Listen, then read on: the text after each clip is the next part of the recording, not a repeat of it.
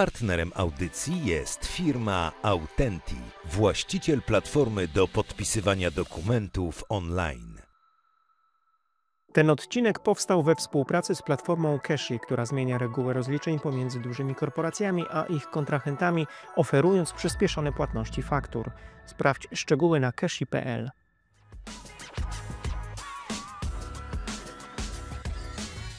Niestety coś takiego się dzieje, Tomku, że ludzie idą gdzieś na jakieś szkolenie, mają pobieżną wiedzę i już prowadzą takie zajęcia. I niestety tak się dzieje z etykietą. Ja, żeby się przygotować do tego, poświęciłam setki godzin, ale to naprawdę setki godzin, żeby jeden dzień szkolenia przeprowadzić i tak się bałam. Nie wiedzieli, że ja nie byłam trenerem. Jasne. Wcale mnie o to nie pytali, bo gdyby zapytali, ja bym powiedziała prawdę, bo ja jestem taka głupia. Chciałam zdobyć certyfikat, chciałam taką szkołę, która da mi nie tylko wiedzę, ale umiejętności w przekazywaniu tej wiedzy i licencję, prawo do tego, żeby prowadzić takie zajęcia, a nie na zasadzie ukradnę, prawda, jakieś know-how i tu przyjadę sobie do Europy i będę robiła co chcę. Ja wszystko, co zarobiłam wcześniej w tej firmie, wszystko zainwestowałam w tę wiedzę. Nie zostało mi nic.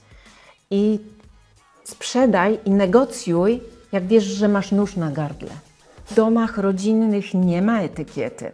W domach rodzinnych jest telefon, jest ekran telewizji, telewizora. Ludzie przychodzą, chipsy, prawda, patrzą, tu piwko, tu Coca-Cola. Dramat, jest źle. Czy ten projekt Lady to była jakaś trampolina w kontekście Twojego biznesu? To miało istotne przełożenie na to, co potem się działo w Twojej firmie? Negatywne. O, a to ciekawe. Nie grać ról, o to chodzi, ale jeżeli chcemy zagrać rolę osoby ambitnej, dobrej, mądrej i tak dalej, to stańmy się nią.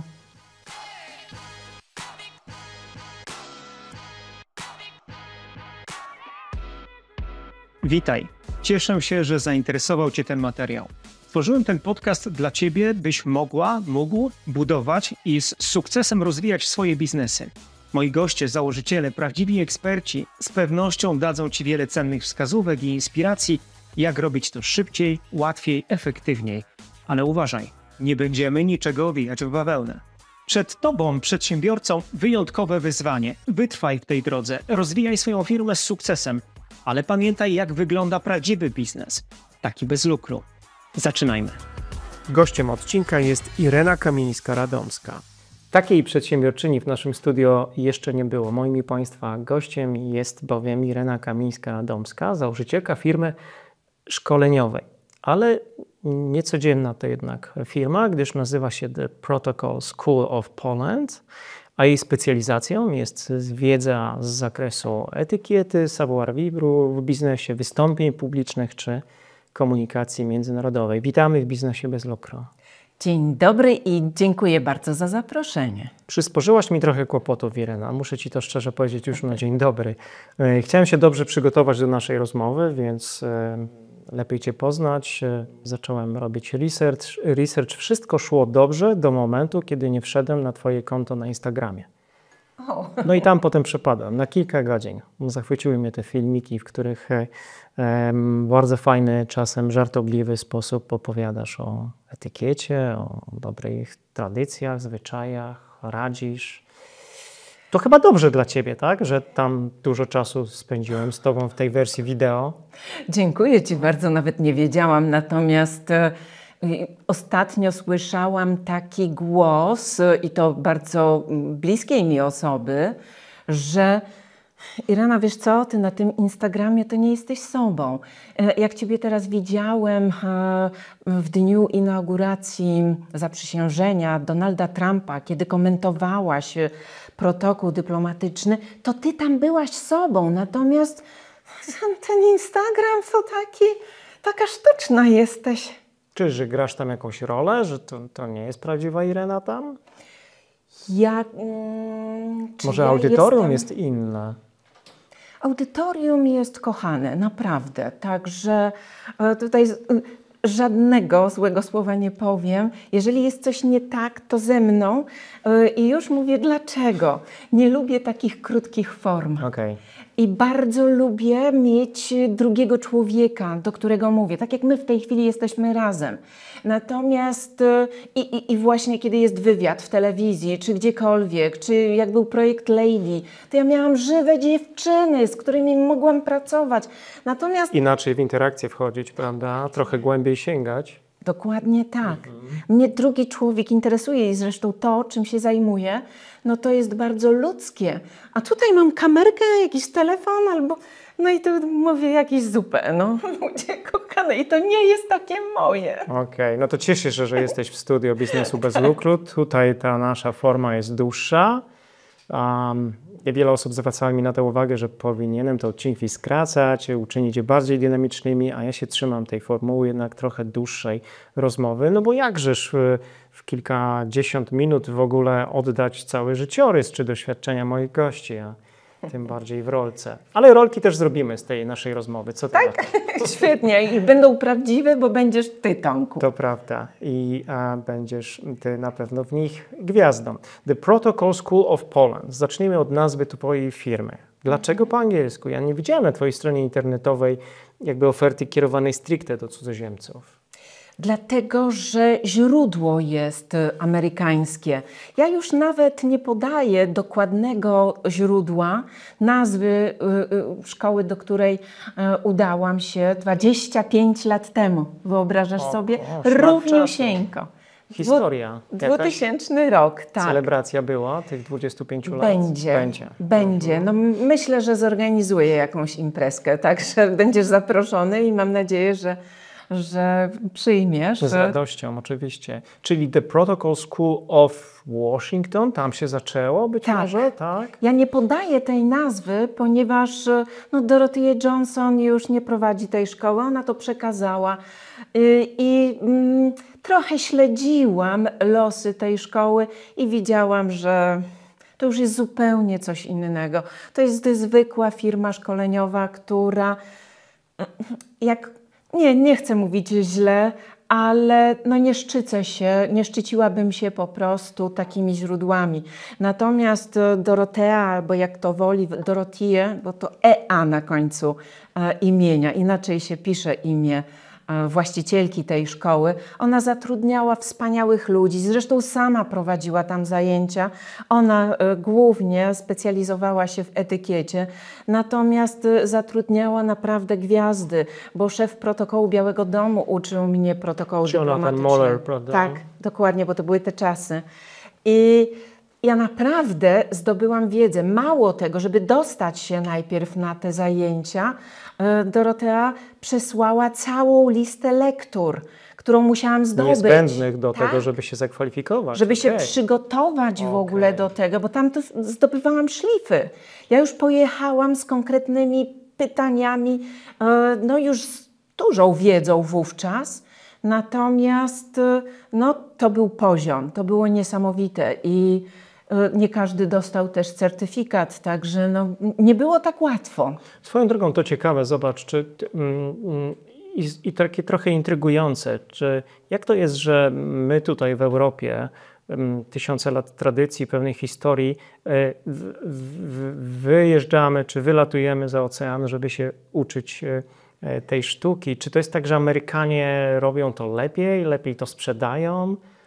Przyznam, że szukałam firmy, która dawałaby możliwości prowadzenia takich zajęć, a nie na zasadzie takiej jadę gdzieś albo idę gdzieś na szkolenie, podpatrzę i mam już, prawda, nowe szkolenie w portfolio. Ja tego nienawidzę, bo niestety coś takiego się dzieje, Tomku, że ludzie idą gdzieś na jakieś szkolenie, mają pobieżną wiedzę i już prowadzą takie zajęcia. I niestety tak się dzieje z etykietą. Ja, żeby się przygotować do tego, poświęciłam setki godzin, ale to naprawdę setki godzin, żeby jeden dzień szkolenia przeprowadzić i tak się bałam. Szkolenia, a potem jeszcze przez lata praktykowałaś i prawda, te umiejętności, to też jest istotne. Tak, oczywiście, bo to trzeba i bardzo ważnej rzeczy dotknąłeś. Tego, że Akurat ten temat, etykieta, to jest takie zagadnienie, które musi być spójne z człowiekiem. To nie może być coś takiego, że ktoś na co dzień jest jaki jest, a potem wychodzi przed studentów, prawda, i już będzie mówił, jak się należy zachować. Tak zresztą zaczęłam współpracę z Akademią Leona Koźmińskiego. Trochę skaczemy, ale ja tak... Jasne, ja bardzo proszę. Współpracę z tą uczelnią, którą uwielbiam zresztą. Otóż podobno tam prowadził ktoś zajęcia, ja nawet nie wiem kto, ale właśnie nie był spójny. Studentom się to nie podobało, że ta osoba mówiła co innego, a robiła co innego. Natomiast właśnie praktyka, to trzeba wdrożyć do swojego życia i dopiero wtedy jesteśmy autentyczni. Czyli to trzeba umieć, ale to też trzeba lubić i się z tym utożsamiać. To jak to się zaczęło w ogóle? Co Cię skłoniło w 98 roku bodajże, bo wtedy zakładasz w ogóle działalność gospodarczą i nie rozwijasz ją bodajże od września, do tego, żeby się zainteresować tymi zagadnieniami w ogóle? Ty wiesz, że ja nawet nie wiem. No to ja Ci przypomniałem. To będziemy świętować przy okazji 25-lecia. Tak. Faktycznie, szkolenia prowadzę od 98 roku, ale wówczas nie jako zupełnie niezależny podmiot gospodarczy, tylko jako franszyzer, czy franczyzer, jak to woli. W każdym razie przez 2 lata prowadziłam zajęcia w firmie szkoleniowej, a tutaj jest też piękna historia, jak ja się dostałam w ogóle do tej firmy szkoleniowej, która no, dla mnie to było w ogóle coś obcego, jako zagadnienie szkolenia. Mąż kiedyś przynosi i mówi: Irena, zobacz, w Gazecie Wyborczej było ogłoszenie, że jest nabór na trenerów. Ja mówię: człowieku, trener? Ja owszem, pogram w tenisa, ale żeby być trenerem, to bez przesady. Tak się to kojarzyło wtedy, prawda? Tak, a potem szkolenia jeszcze kojarzyły się z ubezpieczeniami, no czy tak. jakimś BHP, prawda, Tak, coś tak, takiego. tak. I potem się wczytałam i wymogi rzeczywiście były takie, które mogłam spełnić. I mówię: a to spróbuję aplikować. No i wówczas zostać trenerem, to gdybym wiedziała, ile mnie to będzie kosztowało, to nie wiem, czy bym się podjęła. Nie, wiem, podjęłabym się, bo ja lubię walczyć, także...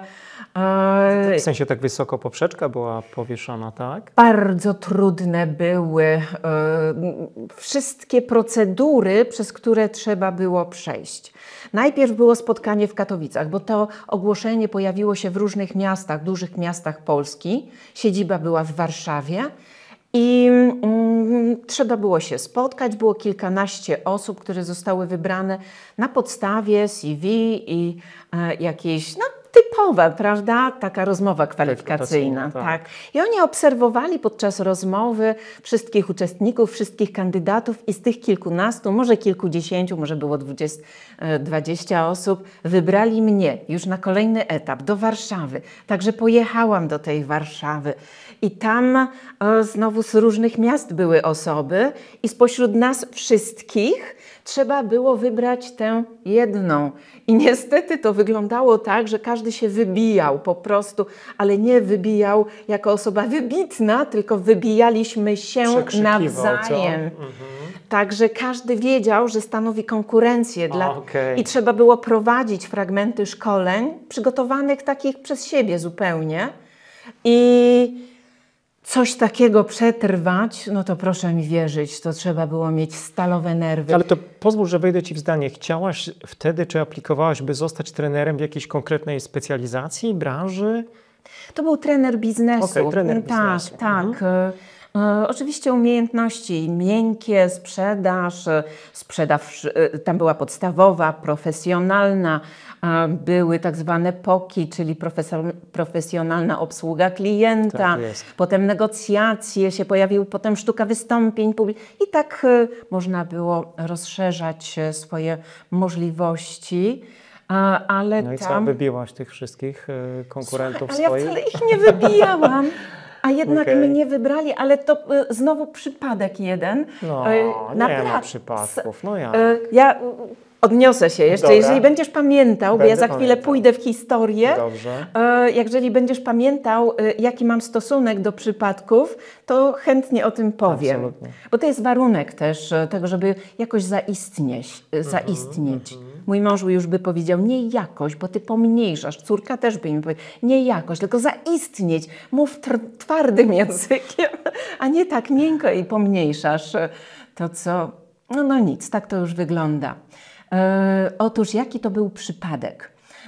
Był taki moment, jeszcze nie było powiedziane, że tak, jesteś tym trenerem, że już masz to namaszczenie.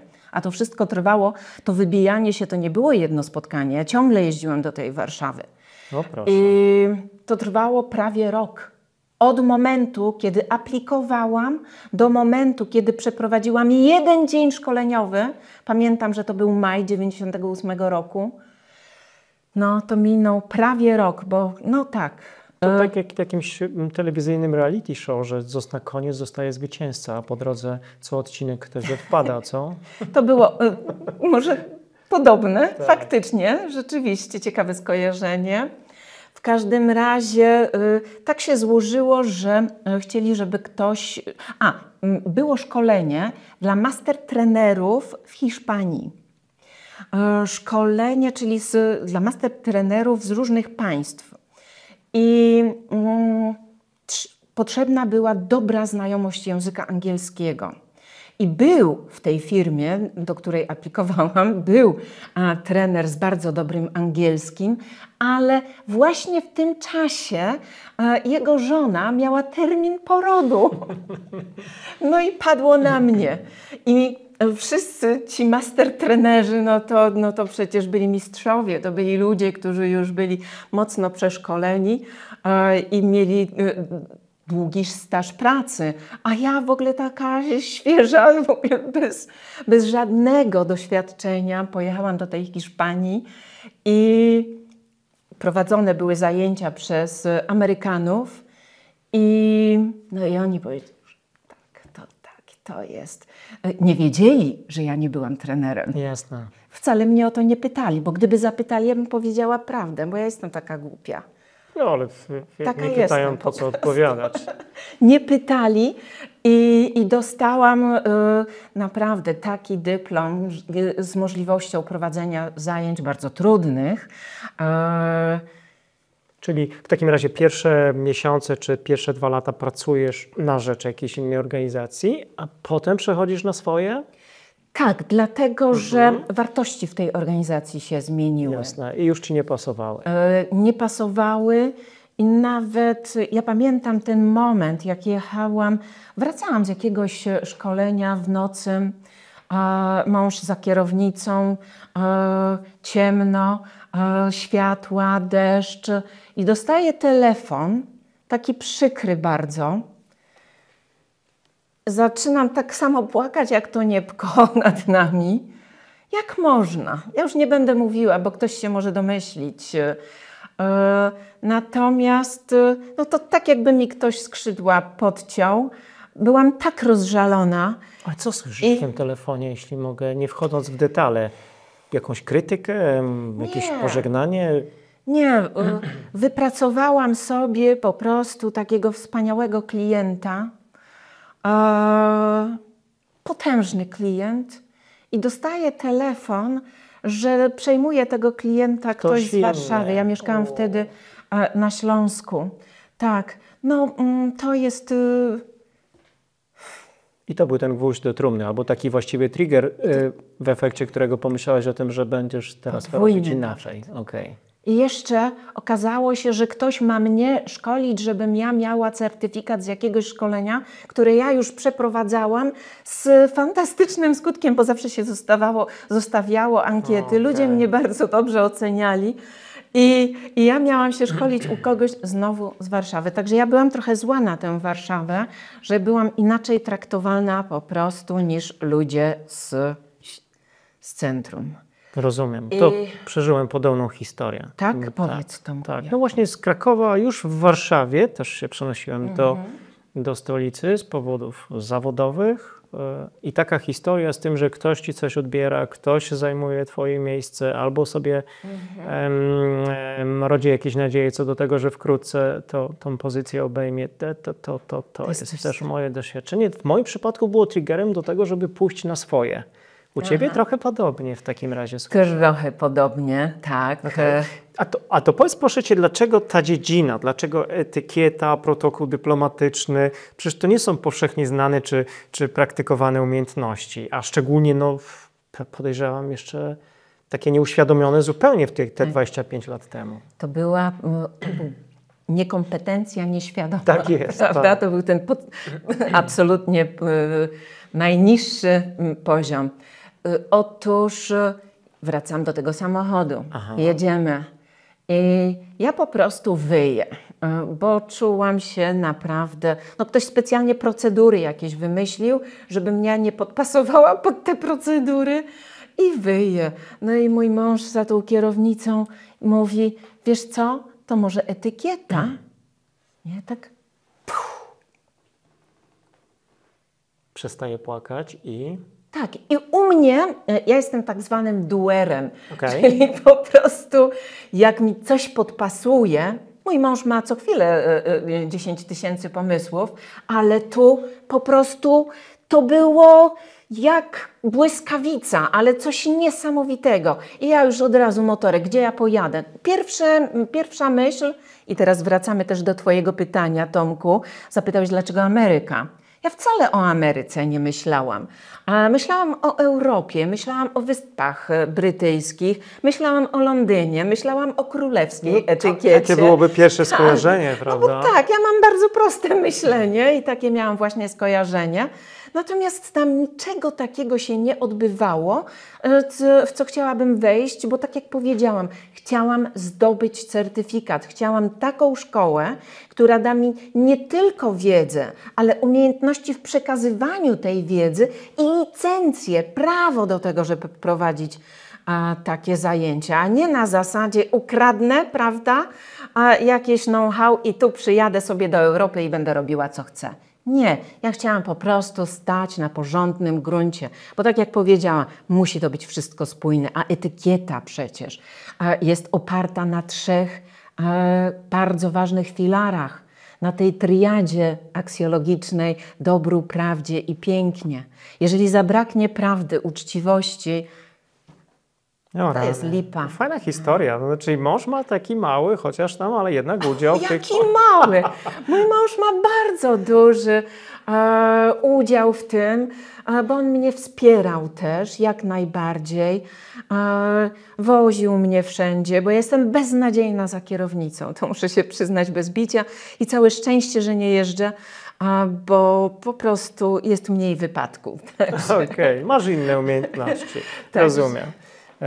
No super, to Amerykanie w takim razie nie robią żadnych problemów z tym, że rzeczywiście sobie w bardzo fajny sposób adaptujesz tą nazwę, tylko dodajesz tam of Poland. Tak?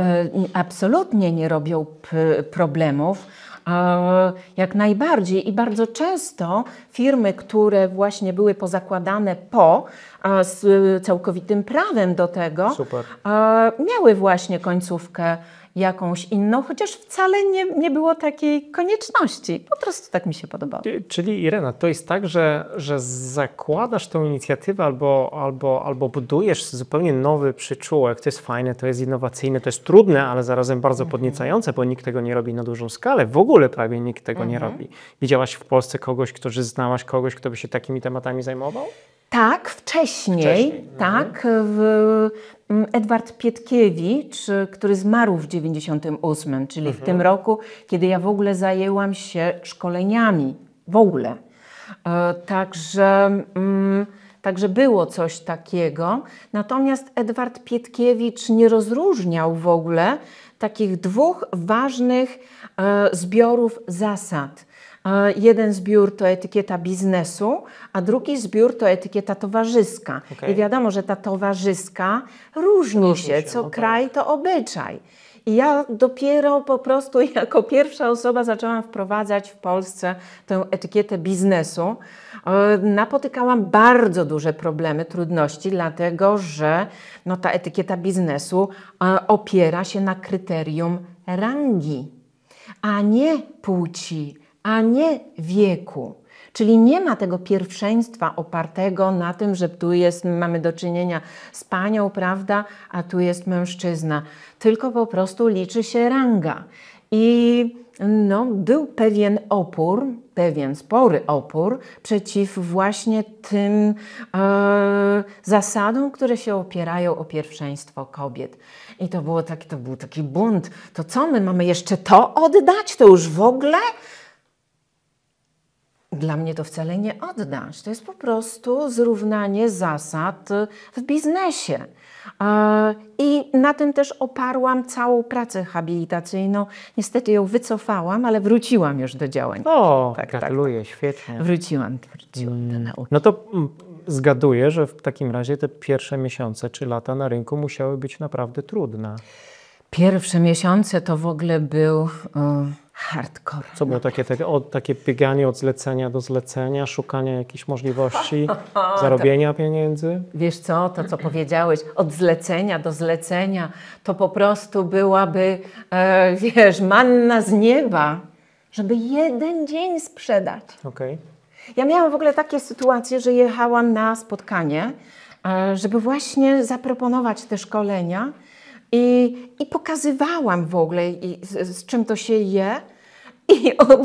I osoba, która prowadziła ze mną rozmowę, mówię, a to ja już wszystko wiem, pani mnie tak przeszkoliła. Że nie potrzebuję tej wiedzy. Tak, nie no już w trakcie na przykład godziny spotkania. O rany. No i co wtedy? I tak sobie myślałaś, to czy ja się nie porywam, smotykam na słońce? To było straszne, naprawdę, bo ja mieszkałam wówczas w Bytomiu. Jeździłam, nie miałam pieniędzy. Ja wszystko, co zarobiłam wcześniej w tej firmie, to wszystko zainwestowałam w tę wiedzę. Nie zostało mi nic. I sprzedaj i negocjuj, jak wiesz, że masz nóż na gardle. Jeździ, wiesz. To była naprawdę. Pożyczałam auto gdzieś. No, robiliśmy co mogliśmy, żeby po prostu sprzedać.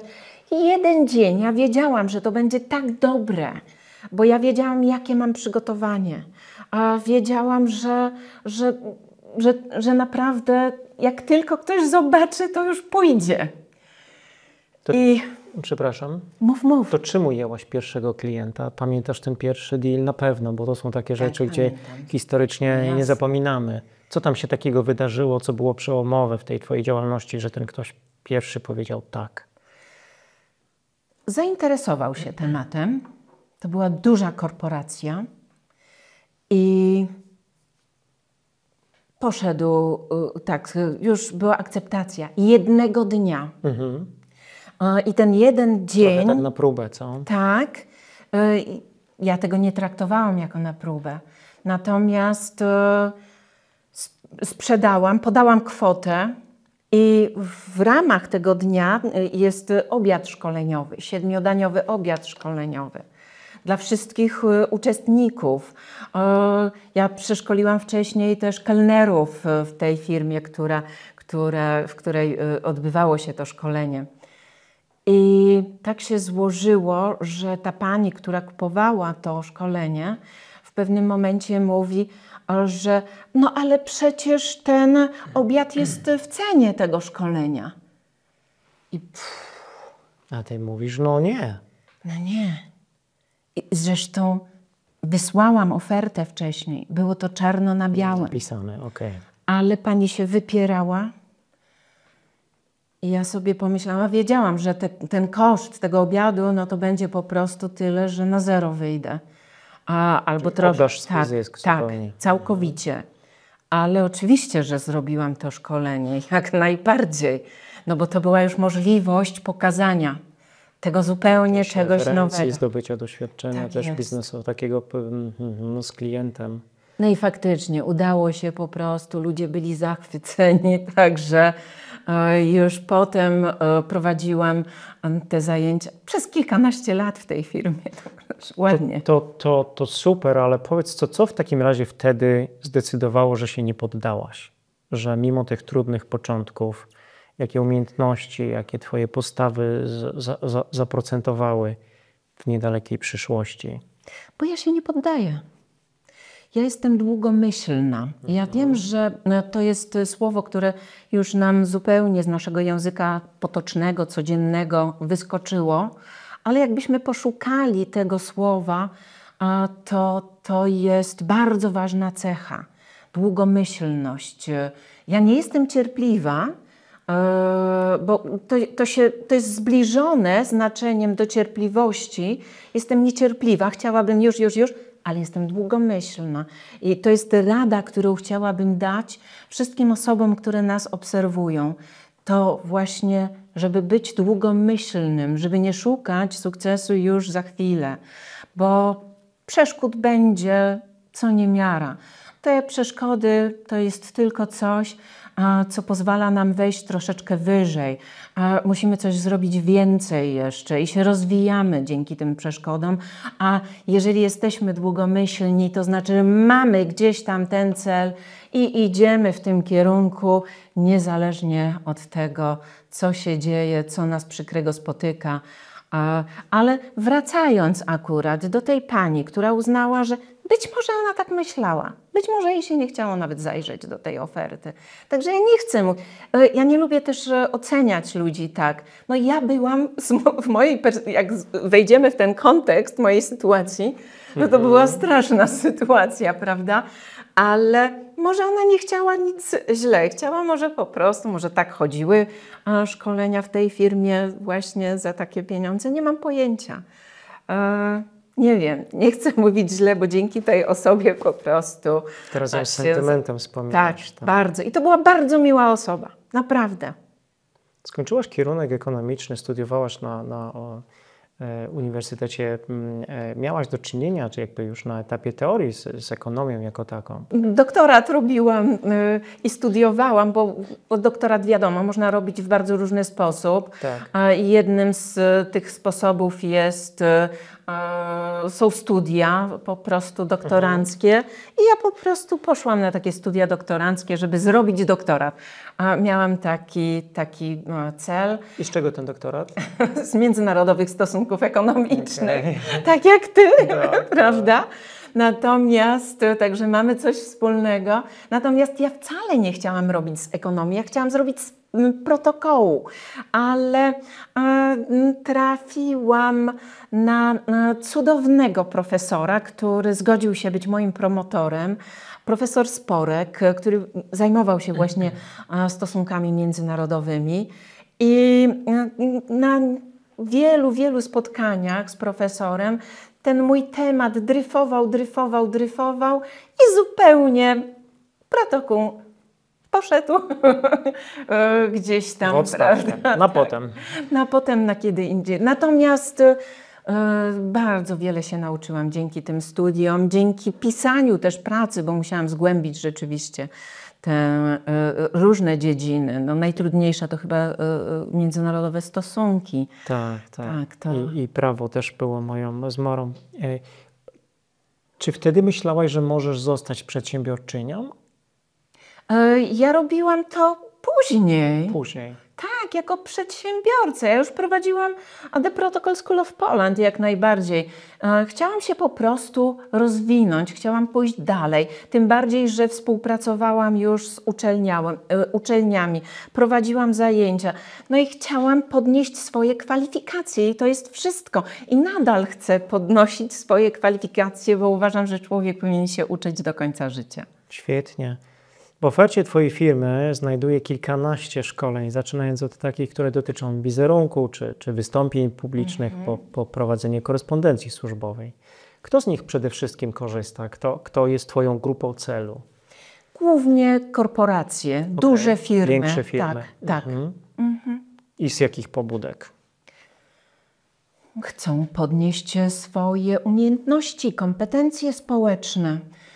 Czyli może nie firmy, tylko konkretne osoby tam w tych firmach, żeby, jakby zawsze się zastanawiam, czy często kto jest konkretnym adresatem, kto się zachwyca tym, co czyta i mówi, o kurczę, to jest dla mnie.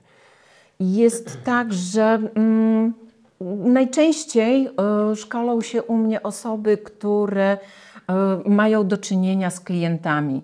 Czyli będą wykorzystywać to w biznesie potem. Tak, bo nawet kiedyś taki uczestnik mówi, że wchodzi, on był przedstawicielem medycznym, wchodzi do szpitala, do gabinetu pani profesor, która była ordynatorem oddziału, wchodzi i był umówiony wcześniej z tą panią profesor i z takim uśmiechem na twarzy, radośnie. Dzień dobry, pani profesor Irena Kamińska-Radomska. A ta pani profesor, według jego opowieści, tak powoli, nie tak jak ty wyciągnąłeś rękę, tylko tak powoli, mnie uczono inaczej. Prawda? I już. Tak. I taki chłodek powiał, i już rozmowa się nie klei. No faktycznie jest tak, że to klient, no bo pani profesor była klientem. Klient jest pragmatycznie zawsze ponad osobą, która sprzedaje, także tu niewątpliwie. Tutaj i pragmatycznie ta ranga była wyższa i też w ogóle ranga była wyższa, no bo to ordynator oddziału, bo to pani profesor. Także tych przywilejów po stronie klientki było mnóstwo. Więcej. No tak, zdecydowanie. I mało tego, ona jeszcze była gospodarzem, bo gospodarz zawsze może pierwszy wyciągnąć dłoń, nie gość, prawda? No i to jest to. I takie drobiazgi powodują, że no niestety tracimy klienta. To są takie subtelności, które właśnie mogą zdecydować o tym, czy my się po prostu porozumiemy w przyszłości z daną osobą, czy z daną instytucją, prawda? Przez człowieka do człowieka, przez pierwsze wrażenie, przez tak właśnie całe to obycie. Ale Tomku, jest niestety często tak, z czego nie każdy sobie zdaje sprawę, że my popełniamy te błędy i nie każdy, tak jak ta pani profesor, powie, zakomunikuje to tak prosto, co myśli, co zauważa. Tylko po prostu sobie pomyśli i nie chcemy mieć do czynienia. Podam inny przykład. Prowadziłam zajęcia dla osób, które zajmują się rekrutacją i jedna z pań, właśnie rekruterek, powiedziała, że jeżeli ktoś wchodzi na rozmowę kwalifikacyjną i poda jej takiego śledzia na powitanie, to ona w ogóle z taką osobą nie chce rozmawiać. Ona już go przekreśla. Koniec. Nie ma innej drogi. Straszne. To jest straszne. Ja uważam, że nie można tak oceniać pochopnie. Ja bym nie chciała, żeby ktoś, kto rekrutuje, prawda, w ten sposób podchodził do drugiego człowieka, bo takie właśnie rzeczy to można wyeliminować jednym szkoleniem u Irenki czy u mojej Dominiki tak i jest. już.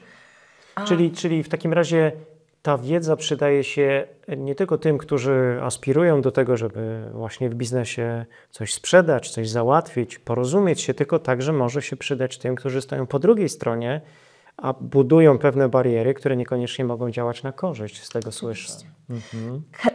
Tutaj to, czego uczymy, pomaga po prostu żyć. Z tym, że też nie można tak traktować tego, bo może z tej rozmowy wynikać coś takiego, że to jest takie praktyczne i żeby coś uzyskać, żeby coś ugrać, no to się tak nauczę po prostu być grzeczna. Nie można tak patrzeć na to. To powinno być naturalne, tak? Absolutnie. I spójne to, co mówiłaś. Też. Absolutnie. To zapamiętuję. Czy to nie jest tak, że my tą wiedzę w jakimś stopniu powinniśmy wynosić raz, że z domu rodzinnego, dwa, potem co najmniej z jakiejś wczesnej edukacji? Czy może to taki wymarzony scenariusz, żeby jakiś coś na wzór jakiegoś warsztatu, może dodatkowego przedmiotu mieć taki na studiach, czy choćby w liceum? O to walczę. Okej, coś w tym temacie robisz? Tak, robię znowu jak po grudzie. Nie wychodzi mi to. dlatego że próbowałam w taki sposób zadziałać, żeby zdobyć granty w ministerstwie, żeby prowadzić. Miałyśmy z Dominiką, moją córką, bo ona dokładnie robi to samo co ja, tylko lepiej.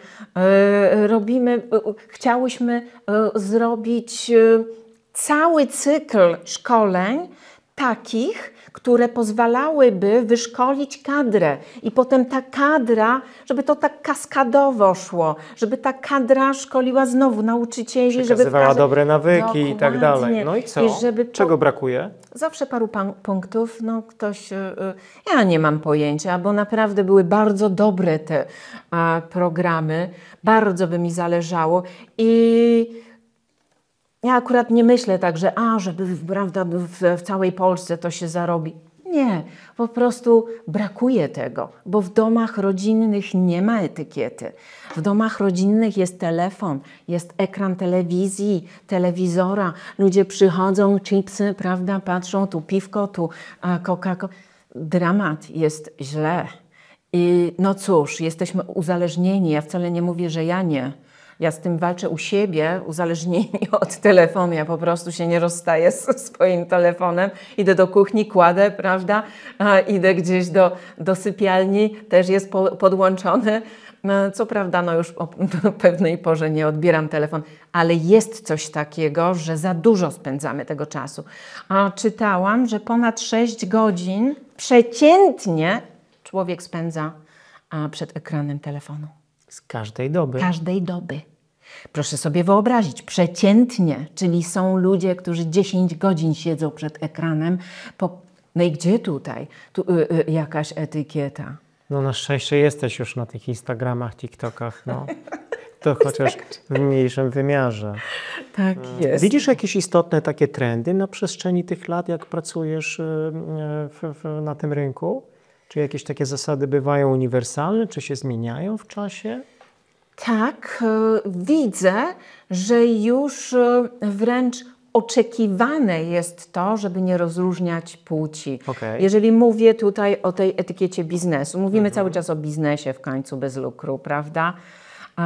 I dobrze, że bez lukru. Bardzo, jak wiesz, zaprosiłeś mnie, to sobie tak pomyślałam, świetnie, że ktoś patrzy na ten biznes właśnie jako ten bez lukru. Bo niektórzy mówią, że to jest taka wisienka na torcie. Nie, to jest podstawa, to jest absolutna podstawa, tak jak powiedziałeś przed chwilą. To powinno się było wynieść z domu. No ale cóż, każdy się rodzi z pakietem rodziców, prawda?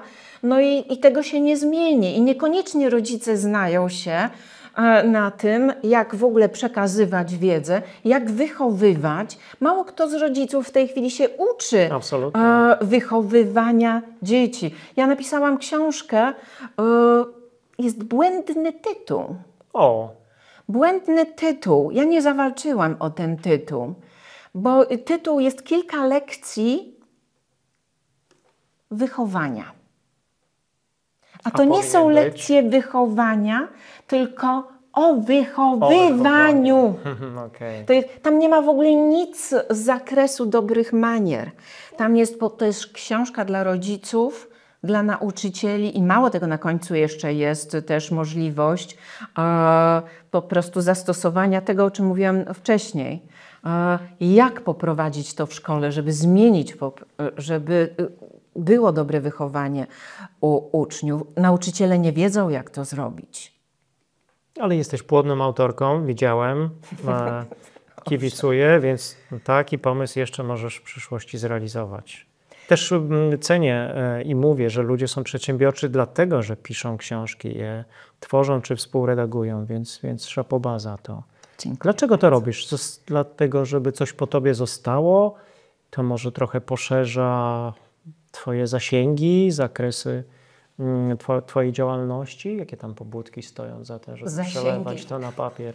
Jak ja słyszę zasięgi. To ci się od razu z Instagramem kojarzy. Tak. Dobra, to nie będę tego nadużywał słowa. Ja mam niezłe w ogóle. Bardzo dobre. Ja w ogóle nie wchodziłam kiedyś na TikToka, tylko głównie działałam na Instagramie, to mój menedżer się zajmuje tym po prostu, żeby ten TikTok działał. Oczywiście ja tworzę filmiki, jasne, że tak.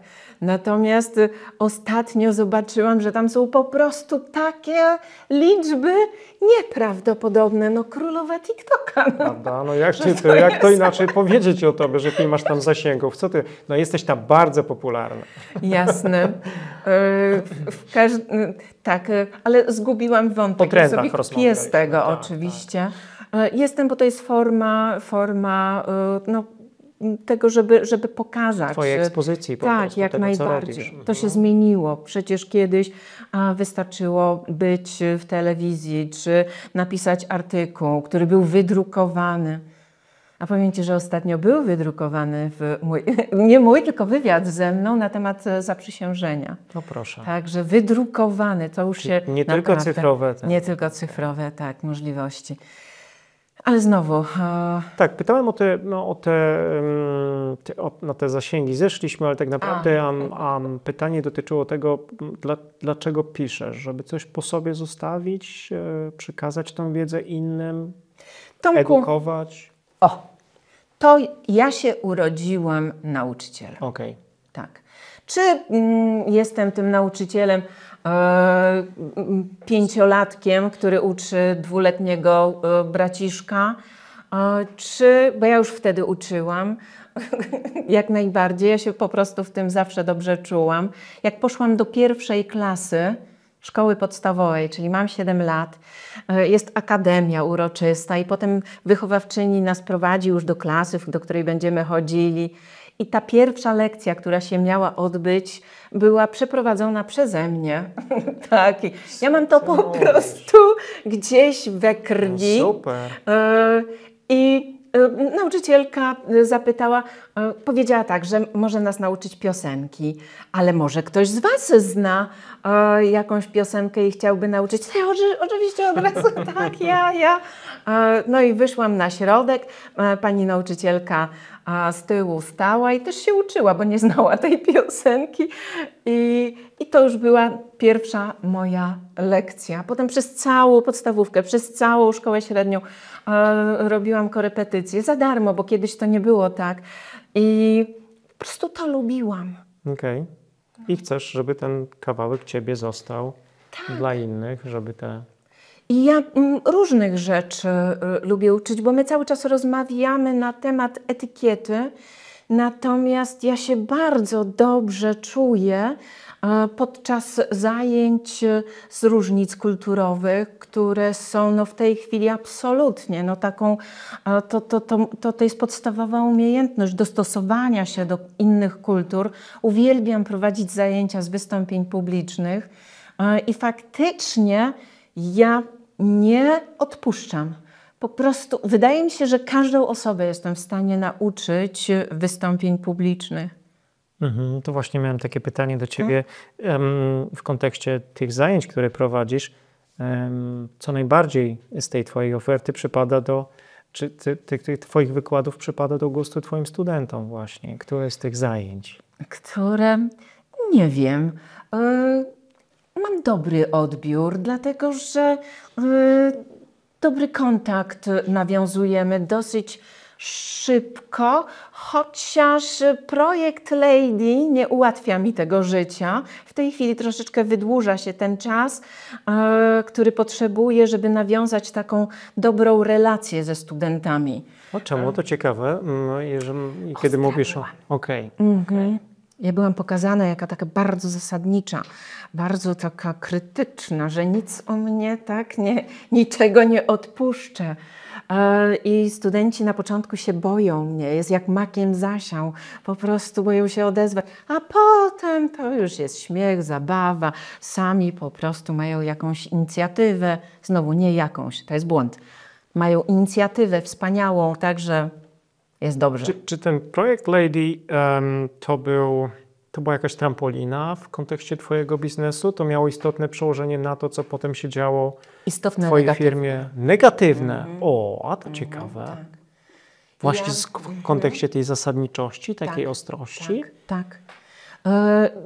Wiele osób się boi po prostu. I to jest straszne, bo jak ktoś mnie pozna bliżej... Potwierdzam. Dziękuję bardzo. To widzi, że jest zupełnie inaczej. O rany. Absolutnie. Czyli, bo chciałem Ci zadać takie pytanie, czy gdybyś miała wybierać jeden kanał tylko komunikacji ze swoim potencjalnym klientem, to postawiłabyś na, nie wiem, kolejną edycję Project Lady, czy na konto na czy na swoje konto na Instagramie na przykład? Ja zrezygnowałam z projektu właśnie, Lady. no właśnie. Natomiast będę prowadziła konta jak najbardziej, chociażby dla tych moich obserwatorów, bo oni są wierni. Jak zrobiłam niedawno live'a czy live'a chyba, Live'a, tak? tak, super. To po prostu aż przyjemnie było, ale wtedy się czułam prawdziwa. Bardziej prawdziwa, bo ja czułam, że mówię do konkretnych osób, bo widziałam te łapki, widziałam te imiona, wszystko i to było takie bardzo miłe doświadczenia. Także jak najbardziej będę w mediach społecznościowych i na pewno nie będę się skupiała na jednej jakiejś formie działalności, bo ta dywersyfikacja, tak to się pięknie nazywa, jest absolutnie w każdym biznesie konieczna. Pracujesz z młodzieżą, przeszkoliłaś tysiące osób. Pamiętasz takich swoich podopiecznych, którzy w kontekście rezultatów i tej przemiany, którą przeszli trochę pod Twoim wpływem, osiągnęli jakieś fajne życiowe historie? Czy przeżyli jakieś fajne doświadczenia, z czego mogłabyś być dumna teraz? Tak, jak Możesz najbardziej. nam zdradzić ale jakiś tutaj przykład? Oczywiście. Nie wiem, kogo wybrać, bo różne były takie doświadczenia, kiedy było bardzo dobre przełożenie po prostu na korzyść tych osób, które się przeszkoliły, czy korzyść tych osób, które nawet się nie przeszkoliły, ale po prostu poprosiły mnie o konsultację. Mam takie doświadczenie, kiedy to były dawne lata, kiedy ktoś mnie poprosił, żebym spojrzała na człowieka, bo nie potrafi przejść przez rekrutację do końca. Wybitny człowiek, wspaniały, z wielodzietną rodziną i też mieszkający na południu Polski i po prostu już nie miał pieniędzy nawet na to, żeby jeździć tam i z powrotem, bo zawsze gdzieś tam na ostatnich etapach odpadał. I słuchaj, godzina. Wystarczyła. Naprawdę. Rozmowy z tym człowiekiem. Ale zgodził się, że będę mówiła tak prosto. Prosto z myślą. Tak. Przeanalizowałaś jego W trakcie po prostu. mocne i słabe strony, tak? Rozmawialiśmy sobie. I podałaś mu receptę. Tak. I skorzystał. Czarodziejka. Tak. I dostał... Wow, naprawdę, nie chcę się chwalić. No ale super, no właśnie trzeba. Wydarzyła się zmiana konkretna w jego życiu, tak? 2 oferty dostał takie, no że chciałbyś, naprawdę. Ale to też zostawiłaś mu bardzo konkretną receptę na to, co powinien zrobić inaczej. Tak, dokładnie tak. Super, mega. Bo ludzie to widzą, a on sobie z tego nie zdawał sprawy. Właśnie ludzie, którzy rekrutują, prawda? To było jedno. Z projektu Lady też, dziewczyny. Taka jedna historia podobała mi się, jak Roxy. Ona zrobiła bardzo dużą przemianę już w trakcie projektu. Była zwyciężczynią. Już nie pamiętam, której edycji. Roxana Gac. I czasami się spotykałyśmy. Ona podczas tego projektu pogodziła się z ojcem. To była taka naprawdę dramatyczna sytuacja, ponieważ w trakcie też tego programu dowiedziała się, że ojciec jest chory, że niewiele mu zostało. Ona się pogodziła z tym ojcem, była przy nim już po projekcie, była wtedy, kiedy umierał. Wyobrażasz sobie taką sytuację, że tracisz rodzica, z którym jesteś niepogodzony, to jest jedna rzecz. I to była taka trudna rzeczywiście rodzina i Roxy miała bardzo złe środowisko, złe nawyki. Również jej młodsza siostra Noemi też miała bardzo złe nawyki. Roxana po wygranej, oczywiście pojechała do Oksfordu, bo taka była wygrana, prawda, na naukę języka angielskiego, czyli już był wydłużony ten okres przemiany. Potem pojechała gdzieś za granicę, żeby zarobić i założyć firmę w Polsce, czyli jaka przedsiębiorczość u tej dziewczyny. Potem spotkamy się w Polsce i ona mówi, że... bo mówi o swojej siostrze. Ja mówię, czy ty pojedziesz jeszcze do zagranicy? Już nie pamiętam, czy to Holandia była. Ona mówi, pani Irenko, ja Noemi też wyprowadzę na prostą. Ja jak o tym mówię, to ja dostaję gęsiej skórki, bo to jest coś tak pięknego, że nie tylko ona się zmieniła, ale ona jeszcze chce kogoś pociągnąć za sobą. To trochę jej mentorowałaś, no, poza tym, że byłaś tam w programie, widziałaś tą przemianę na co dzień, to też musiałaś z nią trochę inaczej rozmawiać niż tylko to, co pokazywały kamery telewizyjne, prawda? Kamery no niewiele mogą pokazać, no bo wiadomo, że z długiego czasu no tam się coś wyciśnie, No prawda? tak. No jest zupełnie co innego, a te relacje były mocniejsze. Super. Ja się przywiązuję też do ludzi i tak jak ci mówiłam, ja muszę po prostu... Tak. To znaczy, że też sama miałaś jakiegoś mentora, przewodnika kiedyś, kogoś, kto cię inspirował, że dzisiaj dzielisz się takimi doświadczeniami z innymi? Dla mnie mentorem, ale nie takim, którego mogłam poznać, autor książki, zresztą no, wybitna postać, niestety już nie żyjący, Stephen Covey. Ja po prostu tę książkę nie tylko przeczytałam, ale ja ją wchłonęłam, ja ją wykorzystywałam, wprowadzałam w życie różne zmiany i do dzisiaj się powołuję na niektórych szkoleniach, kiedy mówię o komunikowaniu się ludzi, powołuję się na jego doświadczenia. Oczywiście mówię o tym człowieku. Także no, dla mnie wybitna postać i też taka autentyczna. I to bardzo mi zapadło w pamięć. Żyję według jego zasad. Bardzo podobało mi się też nie tylko to komunikacyjne, ale taka wskazówka dla przedsiębiorców. To jest to ostrzenie piły. Czytałeś? Oczywiście, tak. Ostrzenie piły. Lepiej robić to dłużej, a potem...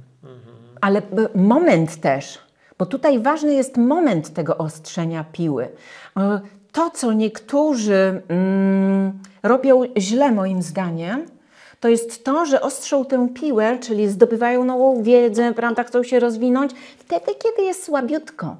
A to trzeba robić wtedy, kiedy kwitniemy, kiedy jest fantastycznie i idźmy jeszcze dalej, zróbmy to, rozwijajmy się cały czas, bo wtedy też mamy moce przerobowe, prawda? I mamy moce do tego, żeby zainwestować w siebie czy w firmę.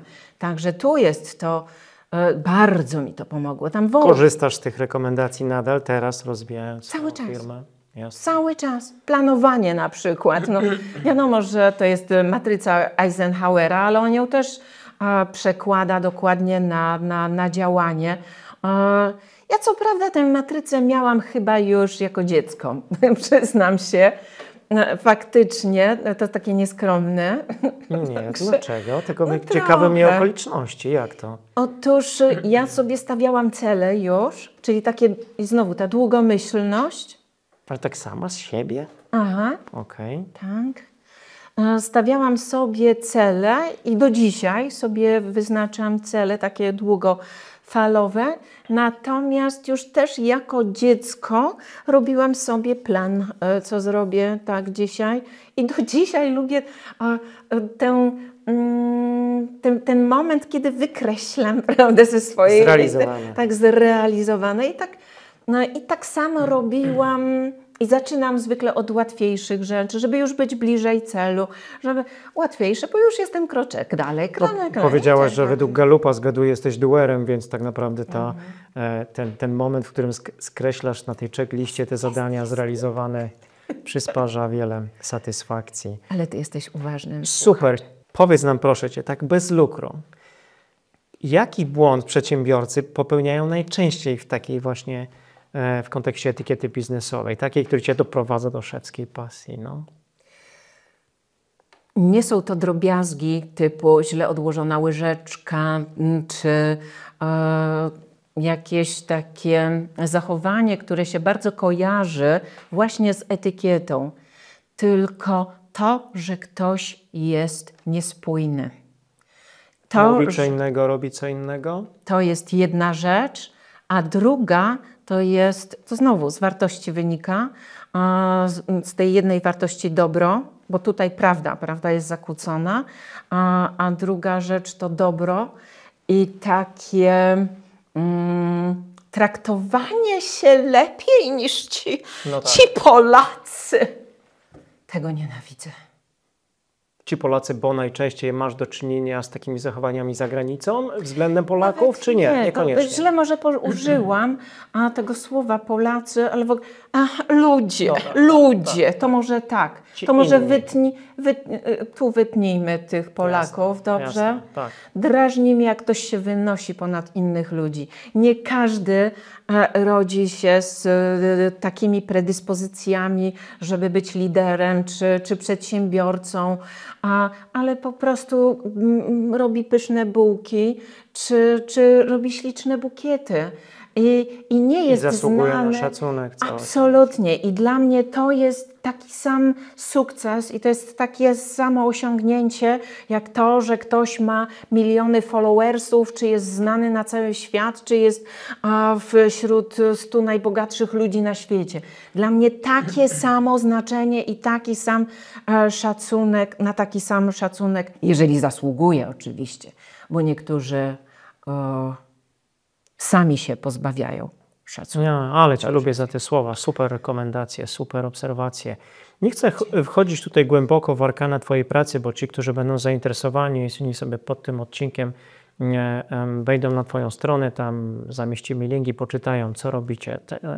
Dziękuję bardzo. Co ciekawego tam się w Twojej działalności dzieje, ale pozwól, że zapytam jeszcze w tym obszarze o jedną rzecz, taką, która jest bardzo charakterystyczna i ważna dla nas, przedsiębiorców, szczególnie na początku naszej biznesowej drogi. Autoprezentacja, czyli taka jednak umiejętność pokazania siebie i tych idei, które za nami stoją przed odpowiednim gremium, czy inwestorów, czy partnerów biznesowych, czy klientów, czy wspólników. Na co, proszę Cię, gdybyś zechciała nam poradzić, powinniśmy zwracać uwagę w takiej właśnie dobrej, skutecznej autoprezentacji, żeby zrealizować swój cel? Po pierwsze, żeby być prawdziwym, jeżeli chcemy... Nie grać ról. Nie grać ról, o to chodzi, Okay. Ale jeżeli chcemy zagrać rolę osoby ambitnej, dobrej, mądrej i tak dalej, to stańmy się nią. To jest cała sprawa.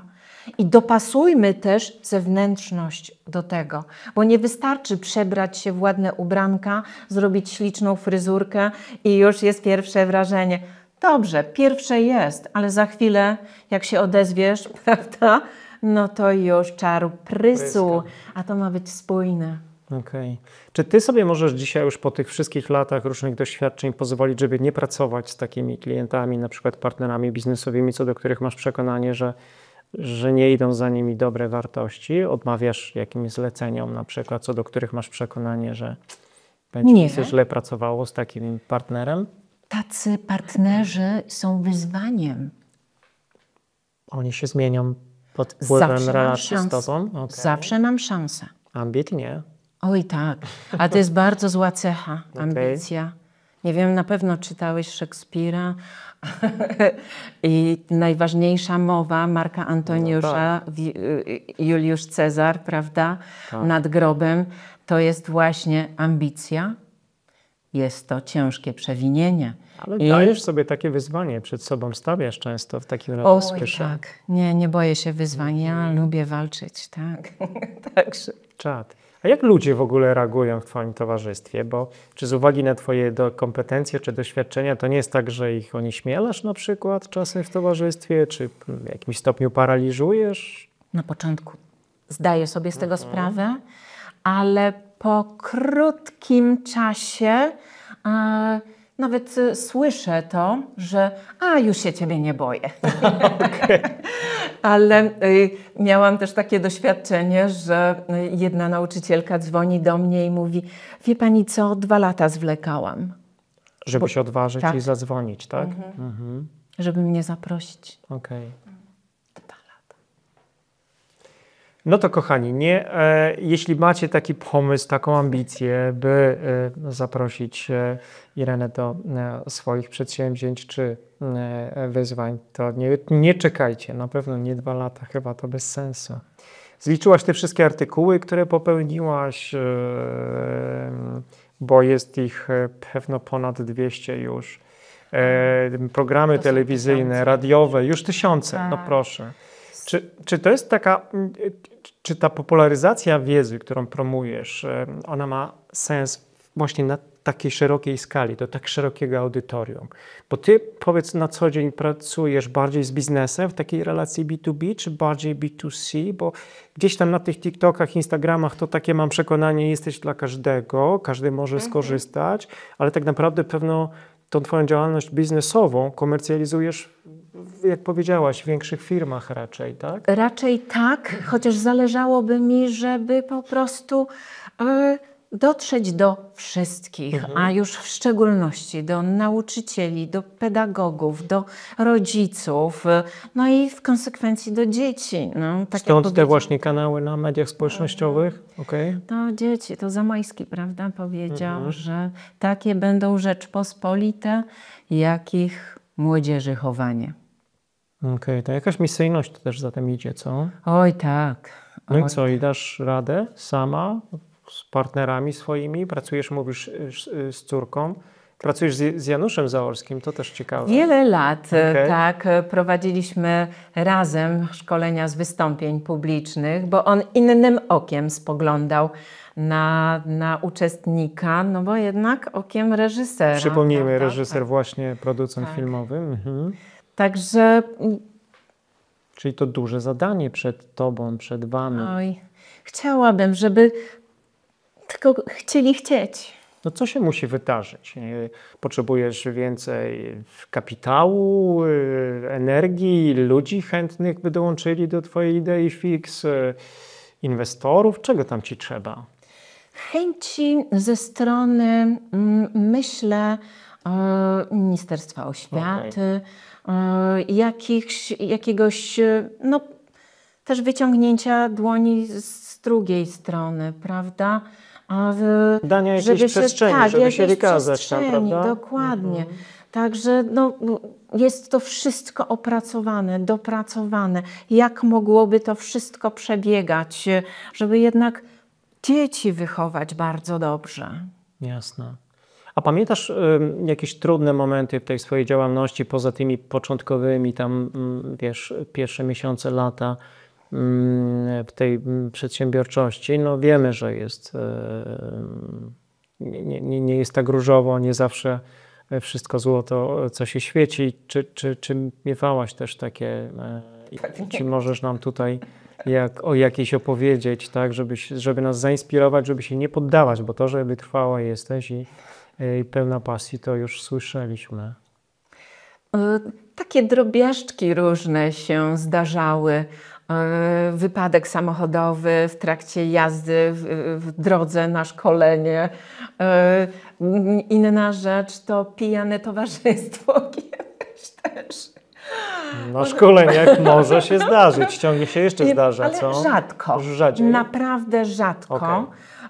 To były dawne czasy i takie...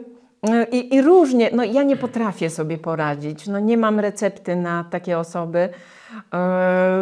Niektórzy radzą, żeby się dostosować, no ciężka sprawa, no nie jest, to jest wtedy, kiedy też się agresywnie robi z powodu alkoholu, prawda? No nie lubię czegoś takiego, po prostu. I wtedy rozważam w ogóle, czy prowadzić. Prowadzić, kontynuować. Ale tak jak mówię, to są zamierzchłe czasy.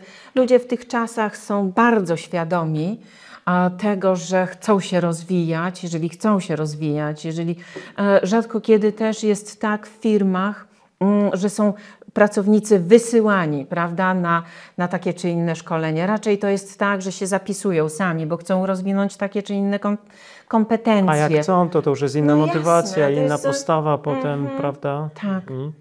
Masz bardzo fajną, unikalną okazję raz realizować biznes, ale dwa też przyglądać się różnym innym biznesom, kiedy Tak. z nimi kooperujesz. To co w Twojej ocenie, bo mamy też taki punkt stały w tym programie, czyli taka jedna rada, dwie dla przyszłych czy obecnych przedsiębiorców, by na coś zwracali uwagę, by przyjmowali takie, a nie inne postawy. Jakie miałabyś dla nich rady, właśnie obserwując ten cały ekosystem biznesowy, już wiemy, ćwierć wieku? Jedna rada, a ona się łączy z drugą. I chciałam właśnie na początku nawet o tym powiedzieć. Każdy człowiek ma szczęście. Czyli takie, nie mówię o tym, że jest szczęśliwy, bo to jest jeszcze co innego, ale że tak coś się udało, prawda? Że ma Okej. szczęście, że go spotyka. Tego się dowiedziałam z takich wywiadów z Oprah Winfrey.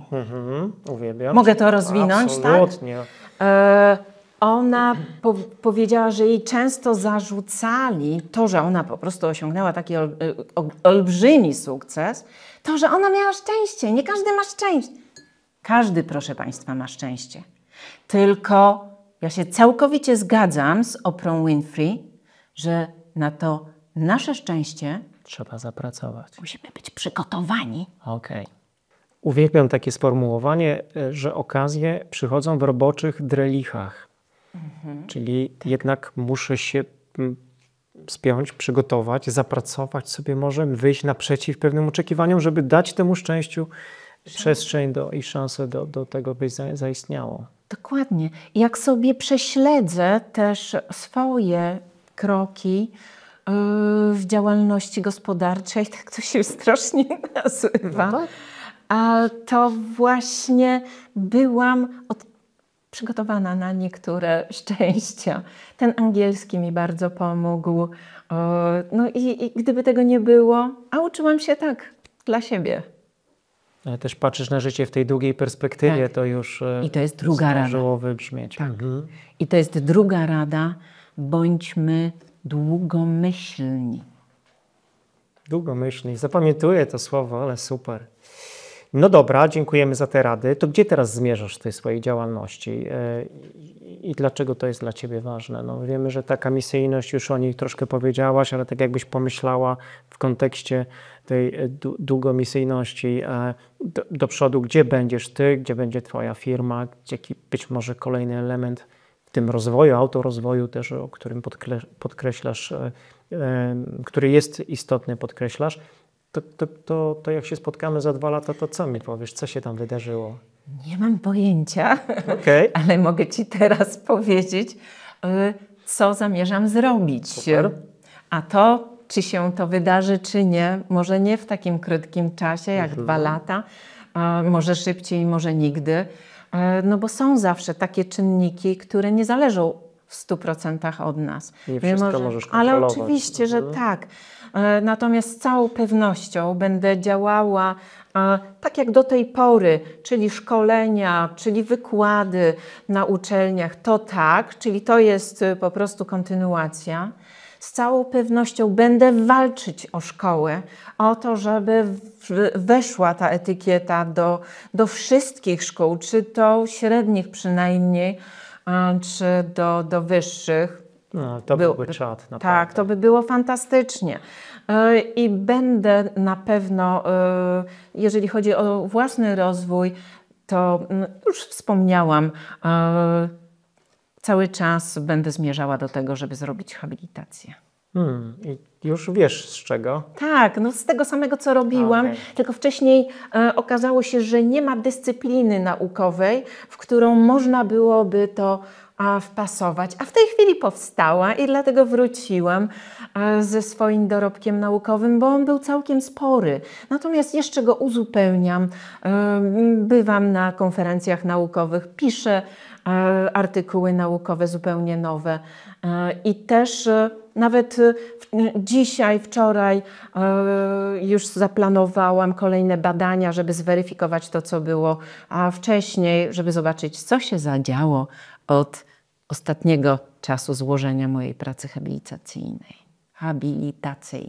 Tu na brak zajęć nie narzekasz. Oj nie. Nie masz takiego pomysłu, by trochę zwolnić, by więcej tam było odpoczynku, spokoju? Jest. Ja mam świnkę morską, Wystarcza ci świnka? którą sobie pogłaszczę. Okay.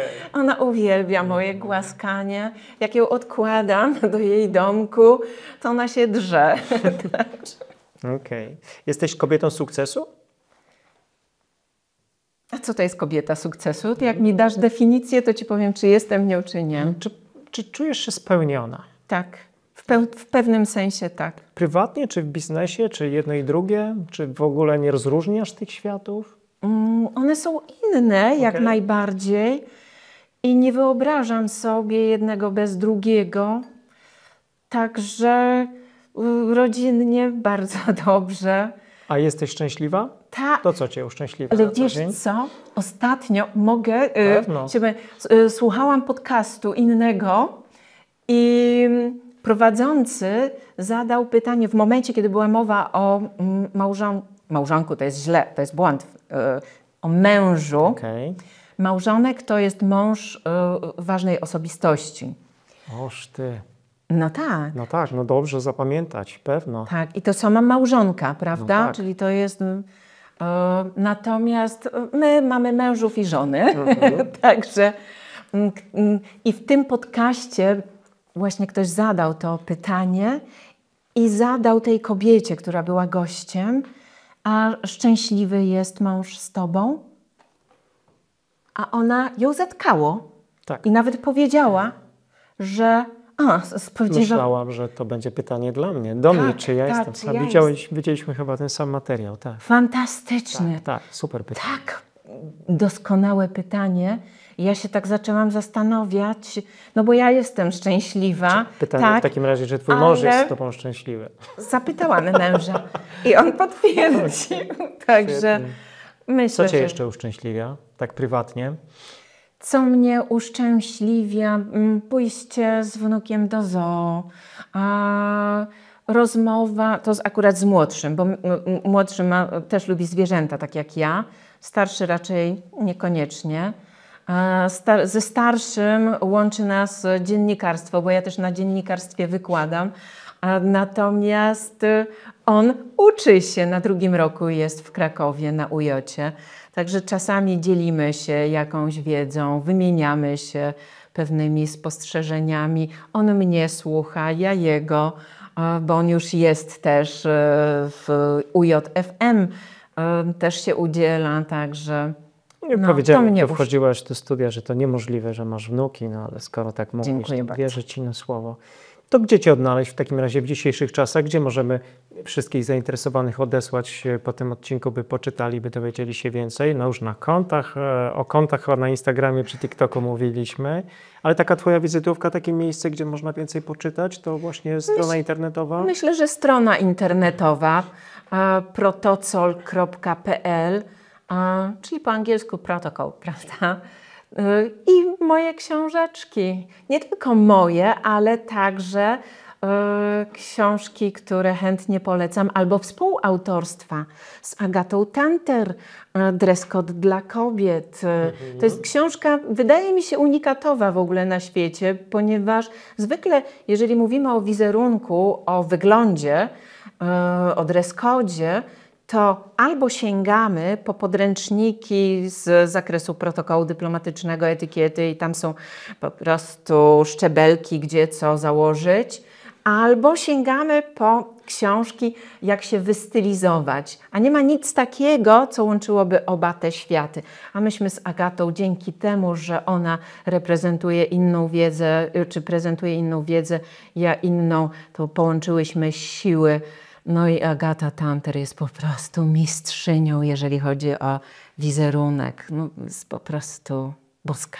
Pozdrawiamy. Na koniec jakieś przesłanie do naszych słuchaczy i widzów? Tyle już fajnych, ciekawych, interesujących rad powiedziałaś nam tutaj. Z czego jeszcze powinniśmy zapamiętać Jelenę Kamińską-Radomską? Ja jak mantrę będę powtarzała. Spójność i długomyślność. Super, dziękujemy. Byłaś sobą w tym programie? W tej naszej rozmowie? Dziękuję Ci, tak, bardzo. Na rolki umówimy się potem. Fantastycznie. Dziękuję za wizytę. Dziękuję bardzo. Wszystkiego dobrego. Gratuluję Ci wyboru. Ten czas spędzony z nami to była świetna inwestycja. Jeśli udało Ci się zabrać z tego odcinka choć jedną ideę lub rekomendację, dzięki której Ty i Twój biznes staniecie się lepsi, będę super szczęśliwy. Wierzę, że Polska może być kolejną Doliną Krzemową, co najmniej Europy, a Ty możesz rozwijać dobry, wartościowy biznes, wpływając na życie milionów. Jeśli się ze mną zgadzasz, polub podcast Biznes bez lukru lub podeślij ten odcinek komuś, na kim Ci naprawdę zależy. Dziękuję. Do zobaczenia wkrótce.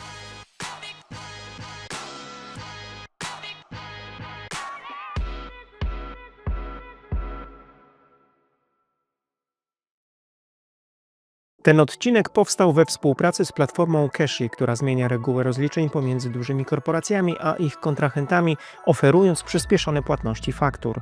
Sprawdź szczegóły na cashy.pl. Partnerem audycji była firma Autenti, właściciel platformy do podpisywania dokumentów online.